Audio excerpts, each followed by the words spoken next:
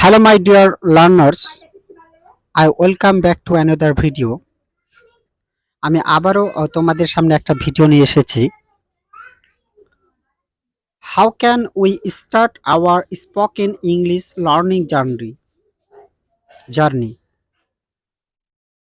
আমরা কিভাবে আমাদের ইংরেজিতে কথা শেখার যাত্রা শুরু করতে পারি? তো সর্বপ্রথম আমি এটা বলতে চাই যে অনেকেই ইংরেজি শেখার ইচ্ছা এবং অনেকেই ইংরেজি শিখতে চায়। কিন্তু সর্বপ্রথম তাদের মনে একটা প্রশ্ন আছে যে আমরা কোথায় থেকে ইংরেজিটাকে শুরু করব এবং কি শিখব। তো চলো তাদের জন্য আমি এখানে 7টা পয়েন্ট রেখেছি। যেটা হচ্ছে সর্বপ্রথম পয়েন্ট হচ্ছে সেন্টেন্স। সেন্টেন্সকে দুইটি ভাগে ভাগ করা হয়েছে। একটা হচ্ছে স্ট্রাকচার অনুযায়ী আর একটা হচ্ছে মিনিং অনুযায়ী, অর্থাৎ গঠন এবং অর্থ অনুযায়ী। তো সেগুলোর বিষয়ে আমরা পরে জানবো। আগে কি শিখতে হবে সেই বিষয়গুলি জানি। তারপর 2 নাম্বার হচ্ছে সেন্টেন্স এলিমেন্টস। এলিমেন্টস মানে হচ্ছে কি যে উপকরণ, যে একটা সেন্টেন্সকে তৈরি করতে আমাদের কি জিনিস লাগবে। যেমন আমি উদাহরণ দিচ্ছি যে আমরা যখন কিছু রান্না করি, ধরো কি যে তো আমাদের কি দরকার হয়। যখন আমরা ভাত রান্না করি আমাদের কি চালের দরকার হয়, আমাদের জলের দরকার হয়, আমাদের আগুনের দরকার হয়। সেরকমই একটা সেন্টেন্সকে আমরা মানে তৈরি করতে গেলে আমাদের কি প্রয়োজন সেই জিনিসটা আমাদের জানতে হবে। 3 নাম্বার হচ্ছে পার্ট অফ স্পিচ। এই পার্ট অফ স্পিচটা হচ্ছে পুরাটাই গ্রামাটিক্যালস। এই পার্ট অফ স্পিচকে যদি আমরা ভালো করে না জানি তাহলে কিন্তু আমরা একটা সেন্টেন্সের সঠিক মিনিং অথবা অর্থ বের করতে পারবো না আমরা। তাহলে পার্ট অফ স্পিচ, সাপোজ মনে করো যে একটা সেন্টেন্স যখন তৈরি করা হয় তখন প্রত্যেকটা ওয়ার্ড থাকে। এই ওয়ার্ডগুলো প্রত্যেকটা ওয়ার্ডের কিন্তু একটা করে নাম থাকে। আর সেই নামগুলো আমরা কখন বলতে পারবো যদি আমরা ভালো করে পার্ট অফ স্পিচটাকে জানতে পারি। আমরা ভালো করে যদি পার্ট অফ স্পিচটাকে বুঝি তাহলেই কিন্তু আমরা এই সেন্টেন্সটার কোনটা কি সেই জিনিসটা আমরা একদম ক্লিয়ারলি ভাবে বলে দিতে পারবো। তো এই পার্ট অফ স্পিচ হচ্ছে 8 প্রকার আছে। সেগুলো আমরা দেখব। যেমন নাউন, প্রোনাউন, অ্যাডজেক্টিভ, অ্যাডভার্বস, আর প্রিপজিশন, কনজাংশন, ইন্টারজেকশন, এই সমস্ত জিনিসগুলো আছে। সেগুলো আমরা যখন পার্ট অফ স্পিচে যাব তখন আমরা ওগুলো প্রত্যেকটি বিষয়ের বিভিন্ন বিশ্লেষণ করে তোমাদের শিখিয়ে দেব। তারপর হচ্ছে ভার্ব। ভার্ব, এই ভার্বটা কিন্তু খুব ইম্পর্টেন্স জিনিস।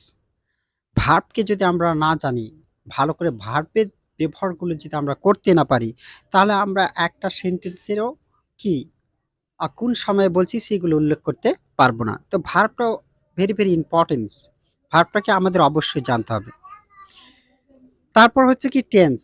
এই টেন্সটা হচ্ছে কি সময়কে উল্লেখ করে কথা বলে যে কোন সময় আমরা কথাগুলি বলছি। তার টেন্সটাও আমাদের জানতে হবে। টেন্স প্রথমত 3 প্রকার। তারপরে প্রত্যেকটি টেন্সের আবার 4টা করে ভাগ আছে। আমি প্রত্যেকটা বিষয় তোমাদের আলোচনা করে দেখাবো এবং প্রচুর পরিমাণে আমি সেগুলোর বিশ্লেষণ করে দেখাবো যে কি কারণে হয়, কখন আমরা কিভাবে এগুলোকে ব্যবহার করতে হয় এবং কোন সময়ে বললে আমরা কোন কথাগুলি তাদের পাবো। এগুলোর অনেকই আছে। তো এই টেন্সের বিষয়ে যখন আমি যাব তোমাদের সেই জিনিসটা দেখাবো।